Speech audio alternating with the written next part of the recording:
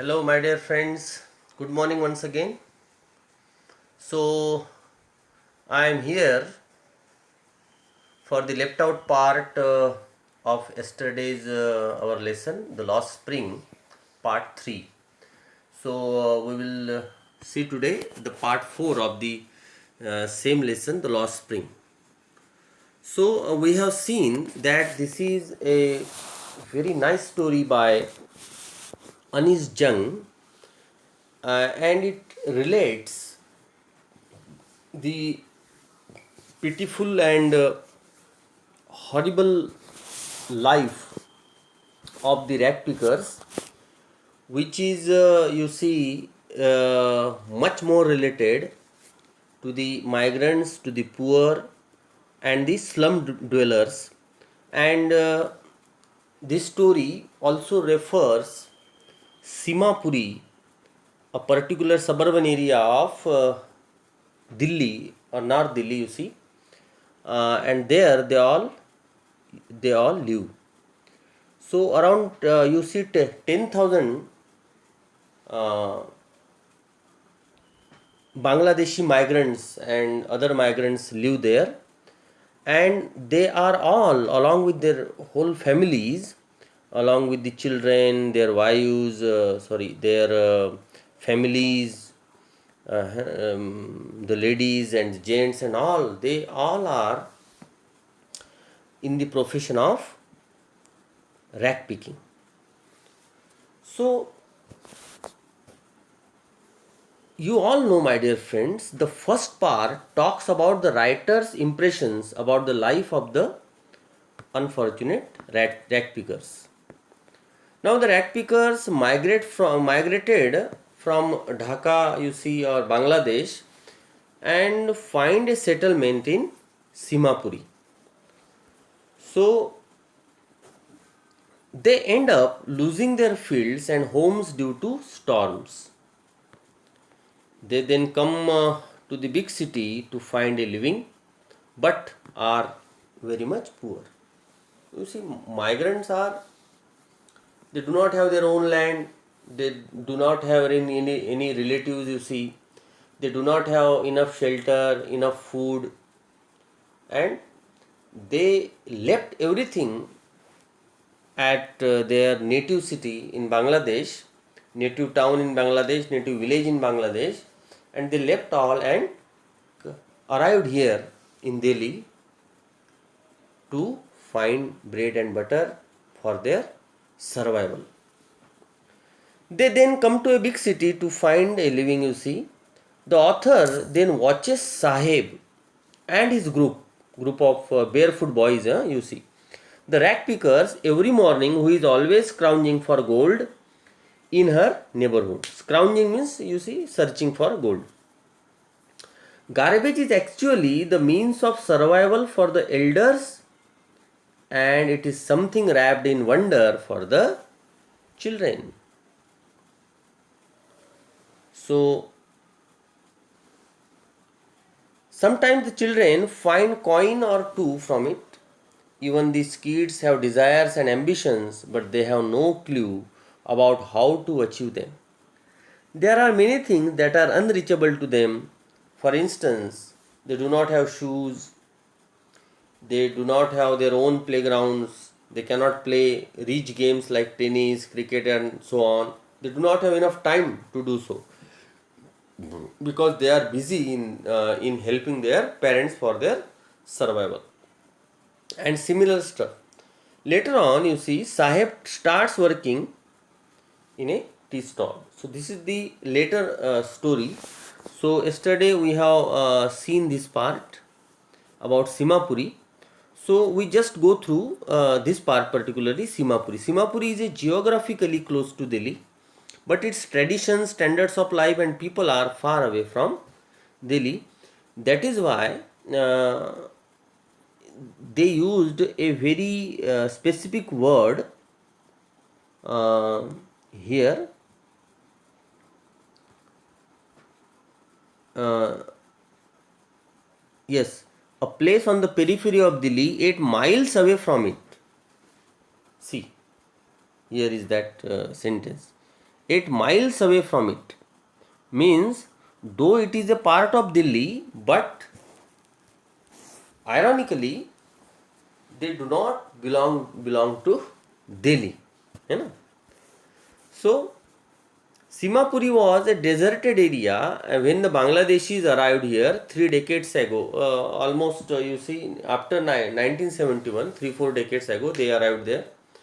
They were forced to come here due to the natural disaster in Bangladesh. You know, Sahib's mother and so many ladies over there, and they told Madam Anish Jung that because of storms, their fields and their homes have been washed away, and they had to leave their native place and come in a great plight, arrived there in Delhi.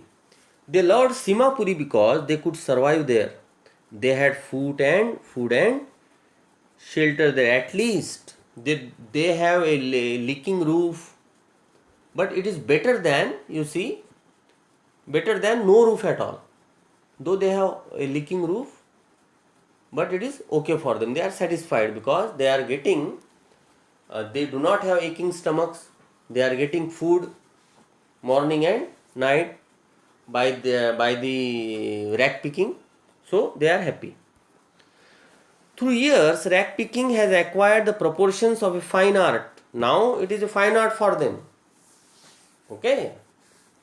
Like any other art form, rack picking possesses certain talents and rules, you see. To find from the garbage to get something very much precious. For children, it is a different thing. For elders, it is a different thing. So, it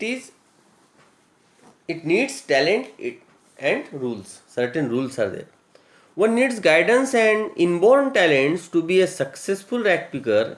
He should know where to find garbage, what to take, what to ignore, what to leave there, what to leave there, what time is best for it, and so on. In Simapuri, every child like Sahib and his friends, they are all skilled in this art form. So all the pickers in Simapuri, their life is very much touching. 10,000 people have come as squatters. Squatters, dear friends, we have seen yesterday. Squatters means a person who illegally acquired someone's land, but open land, not the own land. Staying in structures of mud with roofs of tin and tarpaulin. Tarpaulin is a kind of cloth, okay, used to make shelters. Devoid of sewage, drainage, and running water, squatters are persons, you see, who unlawfully occupy an uninhabited buildings or unused land, and you will find millions of people, thousands of people living in such areas, which is a government land. They have stayed there without any identity, but food is more important than identity for them. Their fields in Dhaka could not give them food, whereas being rack pickers, they don't go hungry. So, this rack picking profession actually is the means of their survival. This profession has saved them, their children. Okay. So food is more important for them than the identity. They do not have any identity cards except the ration cards only they have. So they can vote also, and they have their names in voter list also. Their fields in Dhaka could not give them food, whereas being rack pickers, they don't go hungry. In Simapuri, survival means rack picking. The elders have made it their profession for a fixed wages, whereas for the children, rack picking is a game of treasure hunting. treasure का मतलब होता है दौलत, संपत्ति. Hunting यानी खोजना. They work through the garbage with a hope that one day they would get a gold coin or a silver coin or a rupee note from the garbage heap. So sometimes they get also. So this is the background of this first part. So, so look at this second part, the remaining part of this. I sometimes find a rupee, said Sahib to the writer. Sahib says, his eyes lighting up. When you can find a silver coin in a heap of garbage, you don't stop scrounging. बोलता है कि जब आपको कभी एक आध बार silver coin वगैरह मिल जाए, आप कभी नहीं रुकेंगे, आप खोजते रहेंगे in the hope that you will get something more precious. For there is hope for of finding more. It seems that for children garbage has a meaning different from what it means to their parents. So this rag picking profession is both, it is aiming both for children, different for the children and different for their parents. For the children it is wrapped in wonder, for the elders it is a means of survival. See, very rightly he mentions here. Okay, for children it is wrapped in wonder, for children it is a very interesting task. Okay, hoping to get something very much precious, a 10 rupee note, a coin or a silver coin or a gold coin, or you see a wallet or a bag or something else. And for parents it is the means of their survival. One winter morning I see Sahib standing by the fenced gate of the neighborhood club, watching two young men dressed in white playing tennis. Tennis, you see, dear friends, tennis is acclaimed as the rich game, a game of rich people. And Sahib, you see, Sahib liked this game. He was very much fond of this game. And one day, one winter morning, Madam Anis Jung, he saw Sahib standing there. I like the game, he hums. उसने दबी हुई आवाज में कहा, madam मुझे ये game बड़ा पसंद है. Content to watch it standing behind the fence, और उस फेंस के पीछे खड़े रह के, क्योंकि उसको कोई अंदर नहीं जाने दे रहा है, फेंस के बाहर खड़े रह के वो पूरा गेम वो लोगों का वॉच करता है सुबह सुबह. I go inside when no one is around, he admits. The gatekeeper lets me use the swing यानी वो अरेना, उस गेम का एरिया. तो वो कहता है कि कभी कभी जो गेटकीपर है थोड़ा मेरे पहचान का है, मुझे वो अंदर जाने देता है, मुझे वो गेम बड़ा पसंद है. सी, this must be the dream of Sahib to play tennis, but his pitiful life does not allow him to play such games. Okay, tennis or so on, or he do not have enough time apart from his daily work of rag picking. He is busy enough, so he cannot take time, he cannot give much time for this play. And also he cannot buy rackets and balls, and who will allow him to play in the tennis court, to play in the club. So all sorts of things are there. Sahib was happy to say that sometimes he found a rupee. Okay, and this is the explanation, you just go through it and you will get the whole idea. Okay, see the tennis court here. Now next part. Sahib too is wearing tennis shoes that look strange over his discolored shirt and shorts. Someone gave them to me, he says in the manner of an explanation. The fact that they are discarded shoes of some rich boy who perhaps refused to wear them because of a hole in one of them does not bother him. For one who has walked barefoot, even shoes with a hole is a dream come true. But the game he is watching so intently is out of his reach, you see. Sahib too is wearing tennis shoes. साहेब ने भी वो shoes पहन रखे थे, tennis shoes, लेकिन वो बड़े अजीब लग रहे थे. Over his discoloured shirt and shorts, उसके दोनों कपड़े जो उसने पहने थे, शर्ट, उसने जो शॉर्ट पैंट पहना था, बरमूडा वगैरह पहना होगा उसने, और उसके नीचे वो टेनिस शूज थे, वो सब के सब विचित्र लग रहे थे. Someone gave them to me, he says in the manner of an explanation. तो मैडम देखने लगी उसके जूते, अरे इसने भी टेनिस शूज पहने हैं. तो वो कहता है कि किसी ने मैडम मुझे दिए हैं, मैं नहीं खरीद पाता ना, तो मुझे दिए हैं किसी ने. The fact that they are discarded shoes of some rich boy.